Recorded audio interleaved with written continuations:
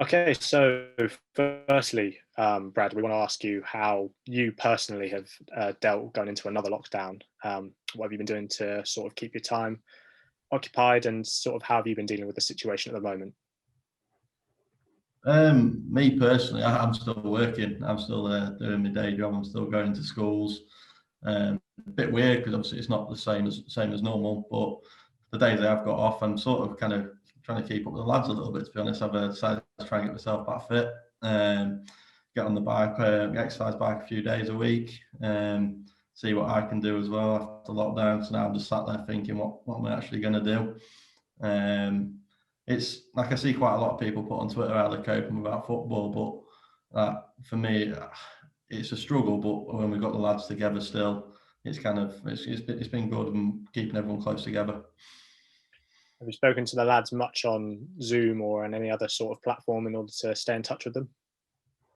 Yeah, so what we did, we sort of knew before the lockdown that we weren't going to be able to train because originally it was only for under 18s. Even though we got under 18s in the squad, we couldn't have everybody in. So we decided to put a plan together before the lockdown came in, where we see them probably 1 or 2 times a week on Zoom. They're still doing little mini challenges like 5Ks or bits like that, and then doing a few different bits on every other day. But the lads are quite bubbly anyway, so the group chat's always sort of kind of going off, and you get the odd little random funny bit in there, and yeah, you know what the lads are like. That's good to hear that the lads are still keeping their fitness levels up. In the grander scheme of things, I don't think anyone would have hoped we'd go into another lockdown. But how do you think this will affect the lads and sort of the team going forward if the season resumes at all? Um, they are taking a bit of an effect to it. That they're struggling because obviously our league kind of got suspended quite early. It was probably like 2 or 3 weeks before everybody else's, due to the travelling and bits like that.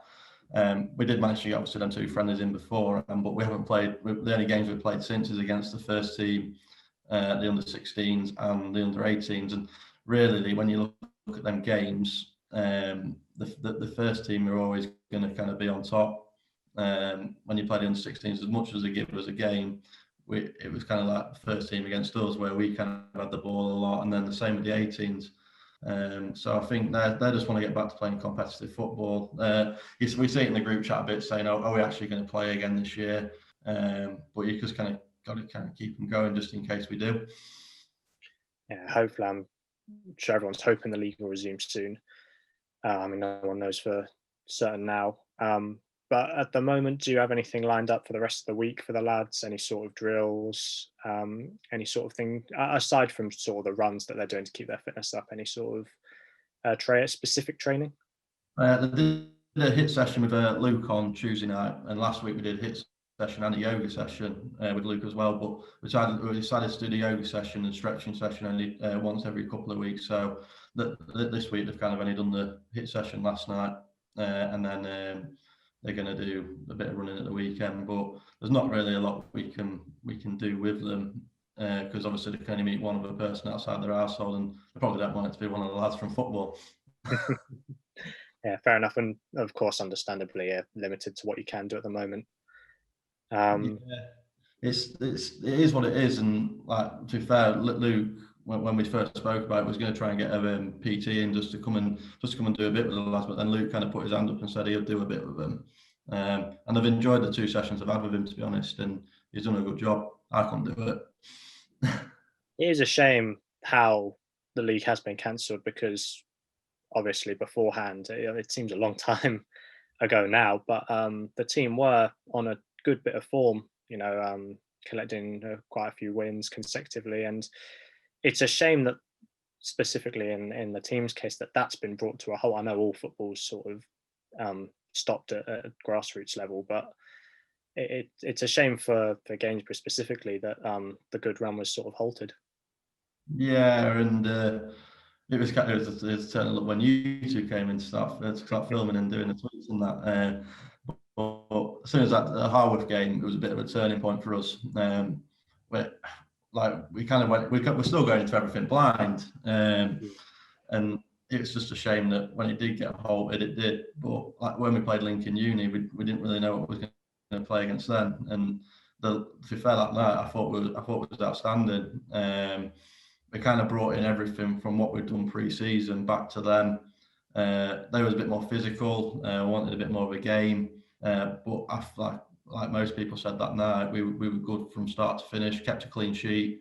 And then even the Netling game after, I don't think we played bad that night. I think it was just a couple of decisions what didn't go our way, a couple of bits what probably didn't drop for us. And but like I said, like even in that post match that night, you said to me, "Oh, the fight back after we went 3-0 down." When we played Retford United, we went 5 up, 3, 4, 5-0 down, and we just gave up. Playing against a men's side like Netlem, and we fought back.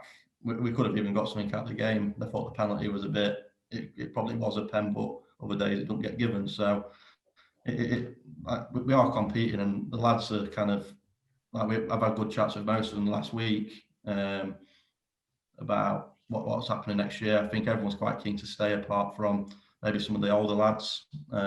Even some of the older lads want to stay and stay in and around it. And then we've got the 16s coming through as well. So yeah. It's good to hear that progress has obviously been made since the start of the season, and the team hasn't played for about two and a bit months now. But if we were to sort of view today or sort of the January, February as a halfway point of this season, are you pleased with how far your team has come since the first game of the season? Yeah. Like some of the lads, like most of the lads know that obviously before I was in women's football before, and I was just coaching there. And even when I was at Lincoln City Women, they knew I wanted to be in a manager's role. I was going to try and stay in both roles moving forward. After sort of pre-season with both, I sort of figured out that wasn't going to be possible because it just affect both teams. So I kind of threw all my eggs into here, and I don't regret it. As much as I love working at Lincoln with the coaches and the players, having my own team, staff working for me, the progress what we've made from nothing is unbelievable, to be honest. And like I think Luke mentioned it the other night, even though we've probably only had 10 in on the Zoom session the other night, it's still quite a good number considering we haven't kicked a competitive ball since October.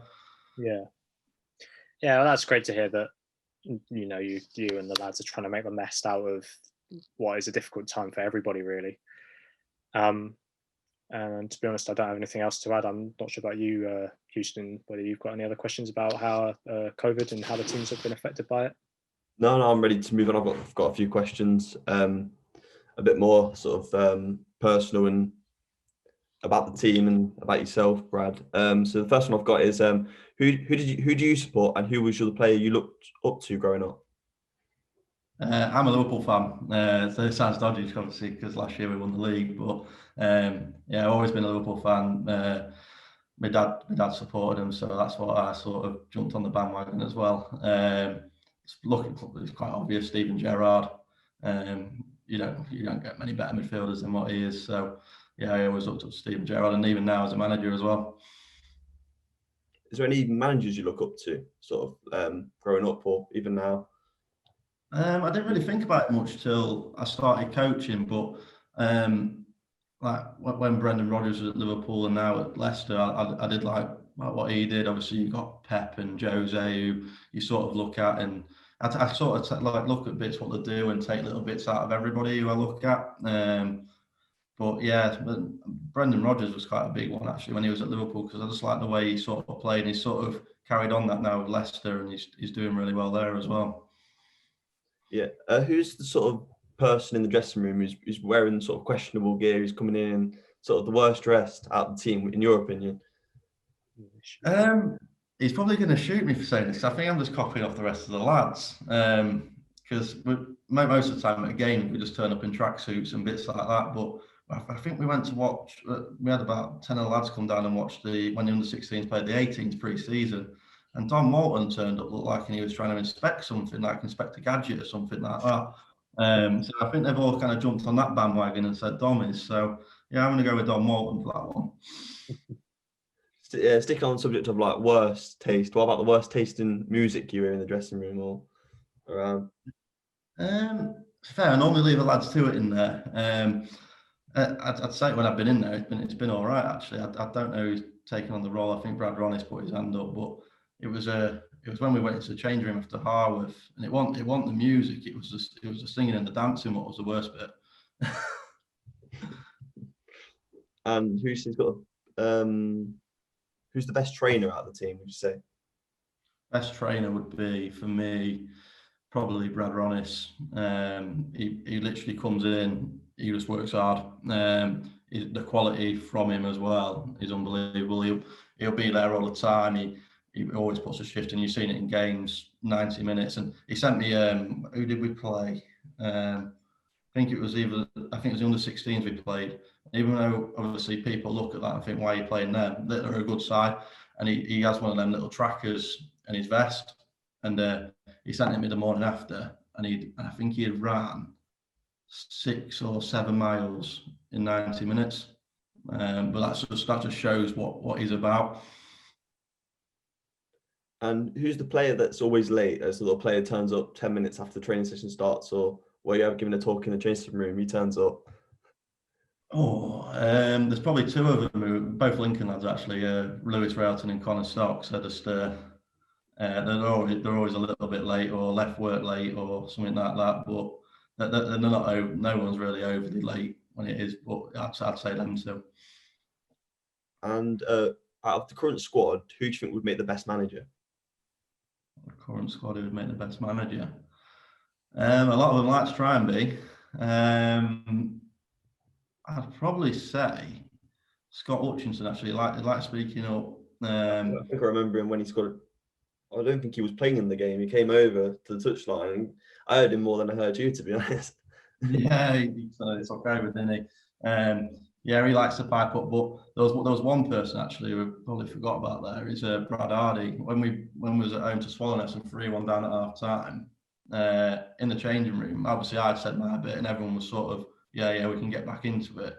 But he's a bit of a buzzer around the changing room anyway. But before we went back out, I sent him back out early that night, just for the pure fact that I didn't want him in there for too long because I'd start dwelling on it. But before he stood at the door, kept the door shut, and literally gave everyone a bit of a, come on lads, we can get going now. Let's start doing it. And it was quite an inspirational conversation from him actually. One that surprised me. And who's the joker in the changing room, in your opinion? Brad Hardy or Scott Hutchinson. Brad Hardy had everyone yesterday in the group chat actually. He put a heartfelt message in saying about he's backing in football. He's enjoyed this season, don't want to play anymore. Put a few love hearts on the end, and then once everyone started crying and bits like that to it, 2 minutes later he put in 1-0. And finally, from me, what's your highlight as a manager so far, or as a coach?